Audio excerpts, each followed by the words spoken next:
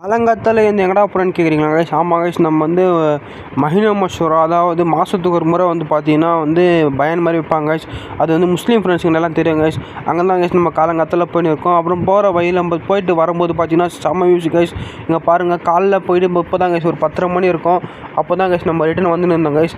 வரும்போது பின்னாடி பிரதர் தான் கைஸ் வண்டி ஓட்டு வரோம். அப்புறம் பார்த்தீங்கன்னா அந்த ஒரு பெட் ஷாப்பில் பார்த்தீங்கன்னா இந்த பப்பீஸ்லாம் இருந்துச்சு கைஸ். அதெல்லாம் வந்து வீடியோ பிடிச்சிட்டு வந்தோம் கைஸ். அப்புறம் பார்த்தீங்கன்னா நம்ம வீட்டுக்கு வந்து பார்த்தீங்கன்னா நம்ம கஸ்டமர் இருந்தாங்க கைஸ். நம்ம வந்து வாங்கி வச்சுருந்த வந்து அவர் கஸ்டமர் வந்து ஆர்டர் பண்ணியிருந்தார் கோல்டு கப்பி. அவருக்கு வந்து 2 பேர் இருந்தார் கைஸ். சரி, நான் அவருக்கு வந்து பேக் பண்ணுறதுக்கு வந்து பார்த்தீங்கன்னா ஃபஸ்ட்டு மேலே வந்து பிடிச்சிட்டேன் கைஸ்.